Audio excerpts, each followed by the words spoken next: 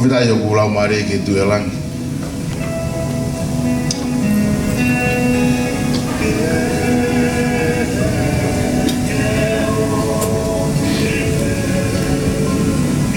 Ko ia ko e mominit whawhewhia koni.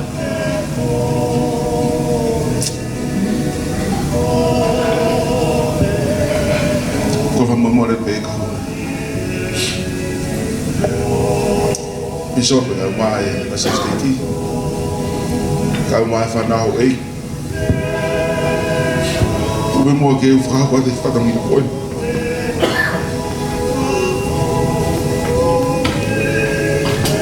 Angelina, Iuvoni, Lokotui. Koi ki, koi ni.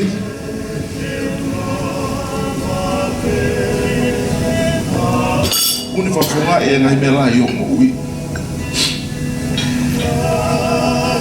Ta wene u fumata. Koe ki aha pore pore. Wala u kau. Whawhita i me ke eiti. Ko ia koe tau i Moimoi, ko whai mā koe, kai pehe ke tamai pia mo whae. Lava ke au sia ai, aho takwataha. Ia honi, ko whua ke teo ke te koe, koe kio tau taina. Ia taim te rau pe. Amor e mi hau.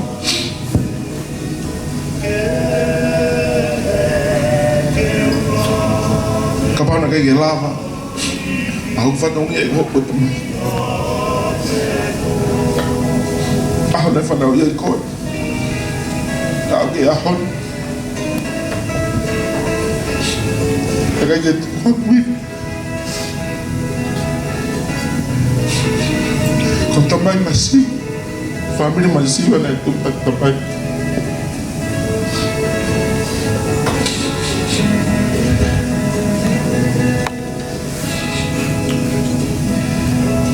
Ako fua ke tui ke tau. Ke fua ke hau whalanga he ka hau. Whama pensirin. Ke manat. I o Moimoi. Ke ngai konga mahuinga koe au whafonga i ki. Ai ako fua ka ke koe. Malo.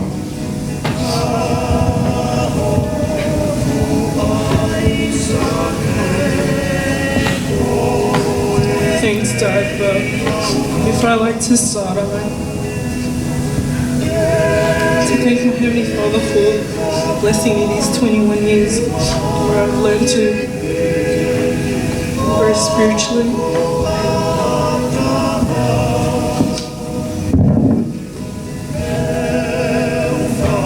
Learn to love.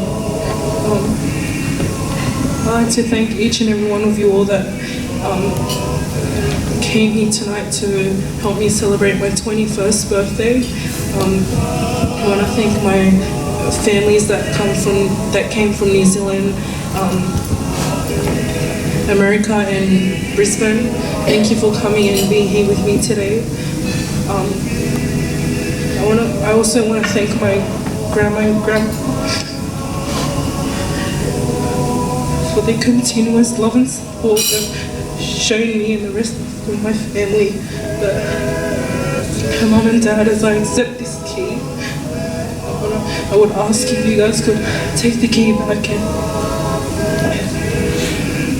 continue to take care of me and prepare me for the future.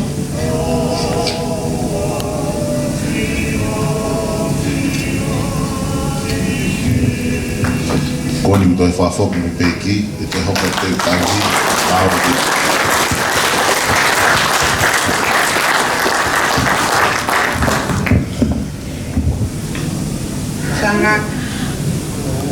Happy birthday to you. Happy birthday to you.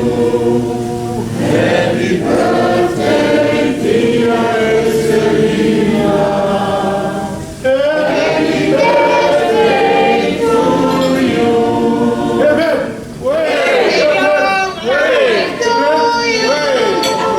Happy long life to you. Happy long life, dear Angelina.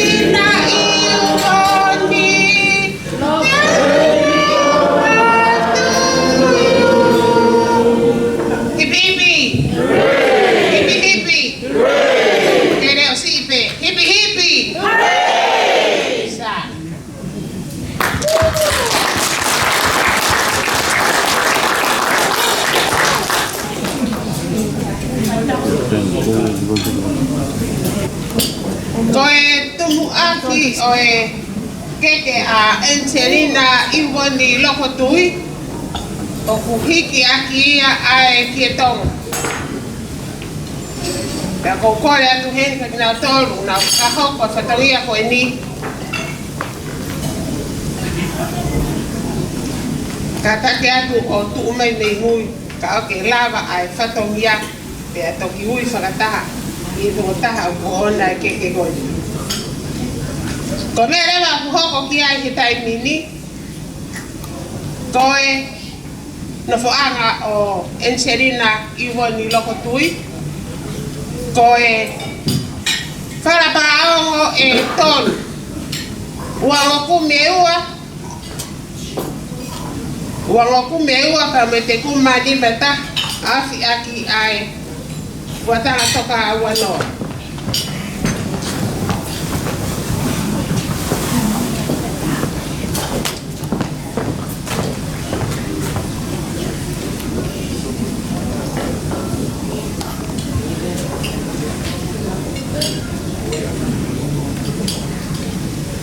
De mau pea toto.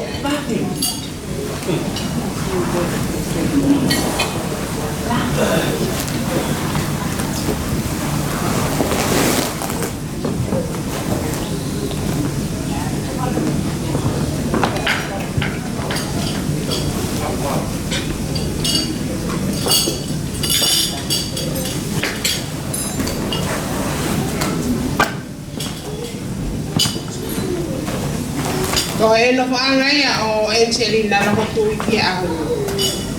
Ko hono wala whai aho.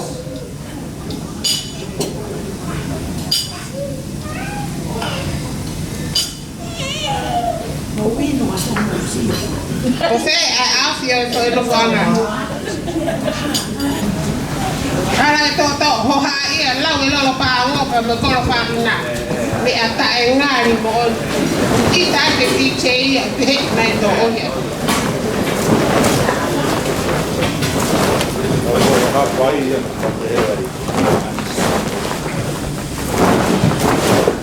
Maria Hawaii. Ko no vara whai aho. Ko e fihu. Whatuwha, awhia ki a whatua ai whatuwa.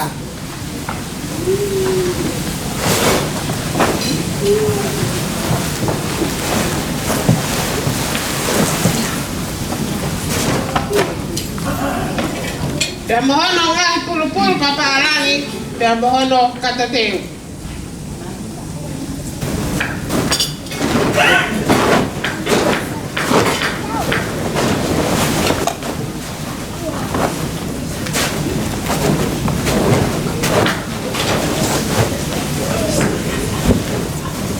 Que chega ao pouquinho de lá.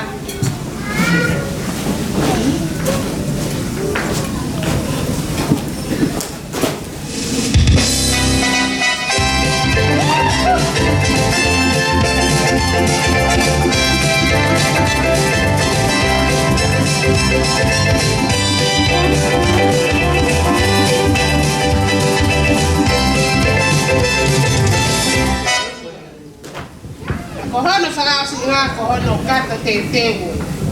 Koroa koe mi. E ka iha. O koroa katoa kui mara e aho ni. Koroa ia e whaha o Angelina Lokotui. Ko manu ala whaina.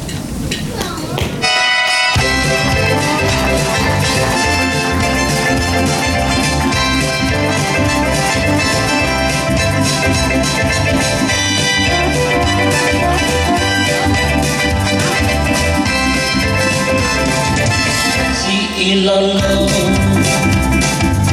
ma ingala amakono ai si ai mari mari kata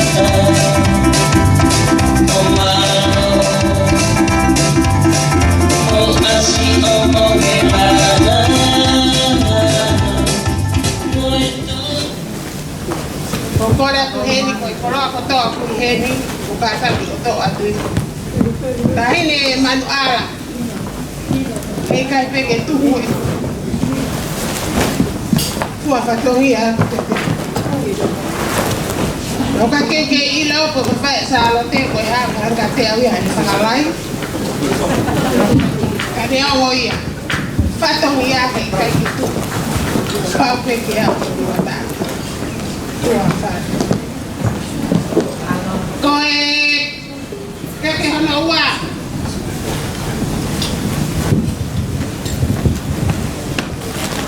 Oku hige akia ai kieton. Fafoki muyo hau tata habi ai o falupe mai. Fai pe mo wako ika mo vai fu olope. Ari ya pai. Ilo ai pe ha pai ki o da mo ve. Pe amo kono koloa whakatonga koe whara pāong āwhi aki a ngātu toka mo fulu ono koloa paparang koe koloa ia a isope funa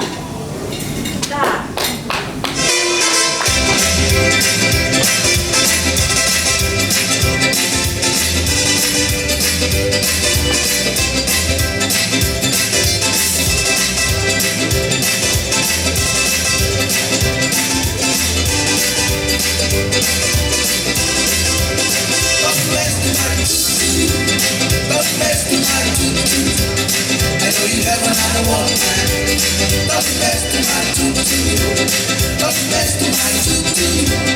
Love the best to my tutu. I know you have another one. Love the best to my tutu. When I go to let you, never let them be mine. You gotta be fresh. Kataki ko ia ku totonu ki he mea ko ni kataki ka e to ate ki. Ko keke hono tolu. Ko keke ia. Ko hike aki e ki e tonga. E hono koloa pala paao. Afi aki a latu toka mo fulu. Hono koloa paparang. Ko koloa ia a besteni tongela.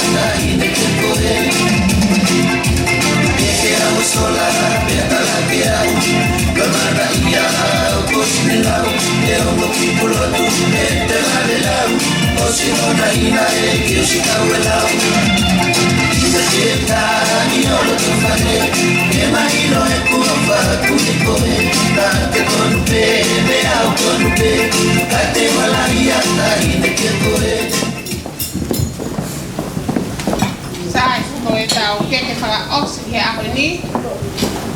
Ko e to aki ia ai keke koni ake ki e tonga. Hono koloa kalapao aki ake kuatanga toka mo fulu. Hono koloa paparang. Ko koloa ia a isope o.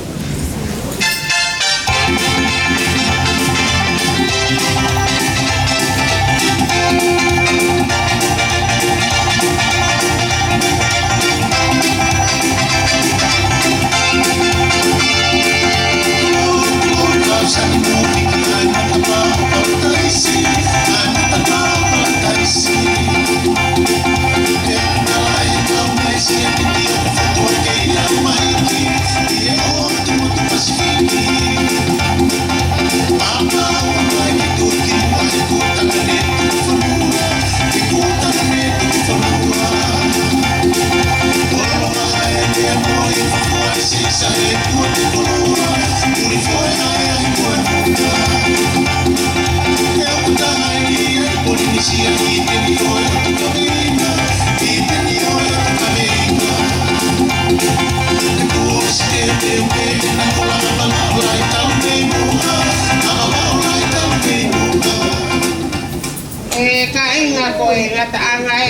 ia whawhae ki he keke.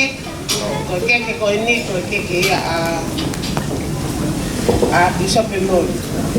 Pea ko kore whamori atu ka ana whewhe ha whatongia he ahoni. Ko e hako lau ko mea ko holo a ko.